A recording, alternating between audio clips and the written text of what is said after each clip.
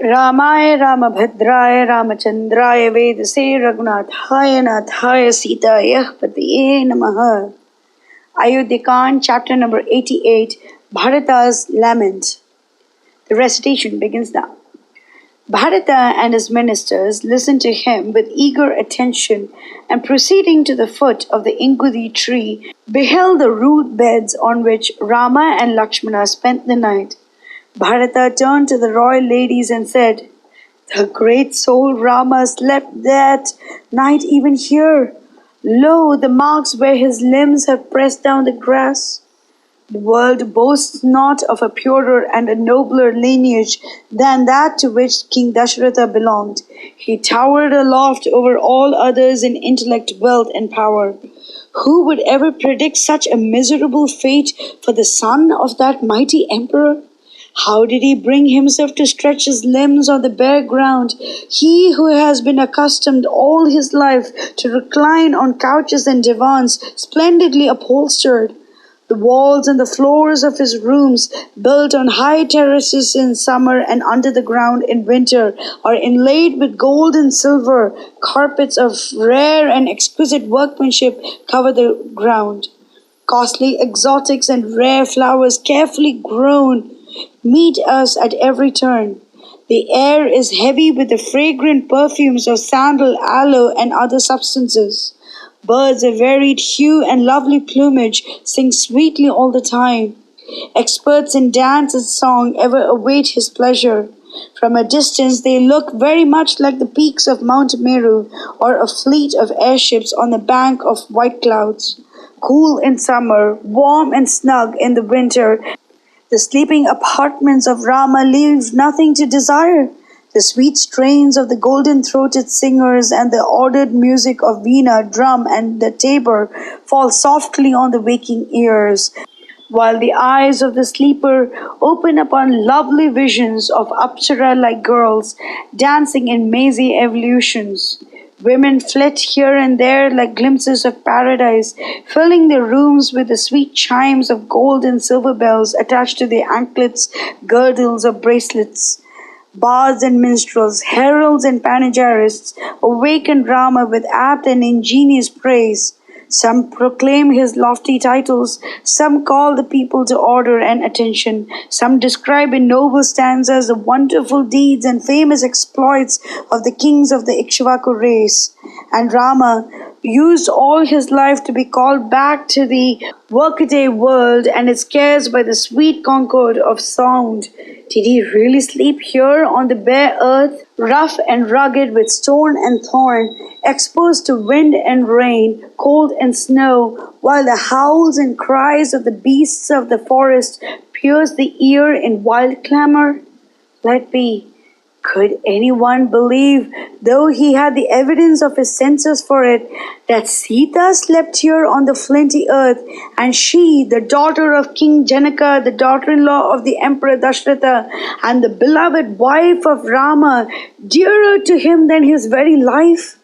My wits are dull and clouded, or is it all a hideous dream? Verily, time is mightier than providence. If not, would such things even come to happen? Of a truth, this is the bed slept in by my revered brother. I see where it has been disturbed by him as he rolled on his sleep through fatigue and exhaustion. The kusha grass is pressed down in those places more heavily towards the hard ground. It seems that Sita has slept without taking off her ornaments. See the minute grains of gold that have fallen off them. She must have spread her upper garment here. The kusha grass has detached some silken threads from it. I think her husband's bed is ever the softest and the most luxurious to a faithful wife. Behold the daughter of King Janaka, yet in her teens, born in comfort and luxury, a stranger to sorrow and suffering, has slept most soundly on this rude couch. Alas, the world's harbored no greater monster than I, utterly callous and cruel-hearted. Was it not my hand that drove them to sleep on the bare earth like miserable outcasts? born to the Emperor Dasharatha, whose commands are upon the heads and eyes of kings, adored and worshipped by everyone under the sun, dearer than life to every being, with lovely eyes of dark red, even as a kalhara flower, more beautiful by far than the god of love. He was accustomed to pomp and power, wealth and luxury, and knew not, even in his dreams, what pain and affliction was. Yet has it not been his untoward fate to renounce this broad realm and its countless joys and pleasures, to walk the woods and seek repose on the bare, rugged earth? Blessed beyond compare is Lakshmana to be allowed to be with Rama and Sita and render them every service when such misfortunes overtook them. But who can gauge the merit Janaki has laid by in former births to fight successfully for the privilege of accompanying Rama to the gloomy forests and share his dangers and difficulties with him?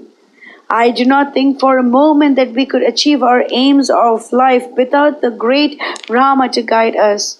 Dasharatha has gone back to heaven. Rama roams the forests. The wide world looks dull and empty without these heroes.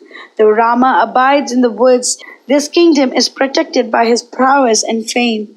Why? No enemy even dreams of raising his eyes to Koshala, even when it is without a king to rule over it. Walls, towers, and battlements there are none.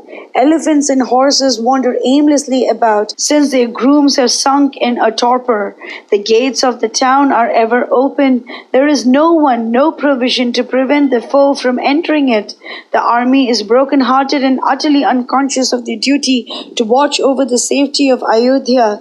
There are no patrols, no outposts to announce the approach of the enemy. Yet it is most wonderful that none dare approach it with hostile intent, but carefully shun it in its deplorable, helpless condition, like poisoned cakes.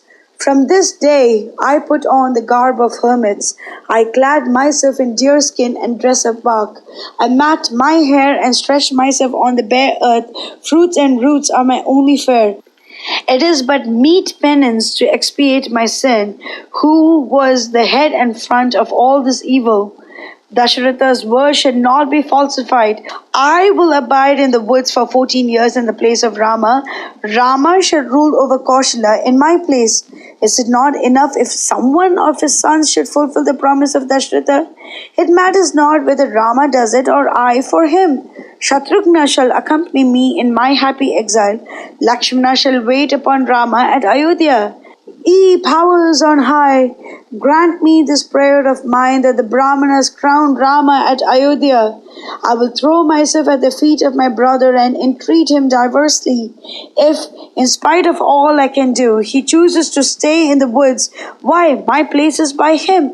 I am his brother, his disciple, his slave. Let me see whether he has a heart to cast me forth from him. Mangalam Koslendraya Mahaniya Gunabdi Chakravarti Dhanurjaya Sarvabhaumaya Mangalam.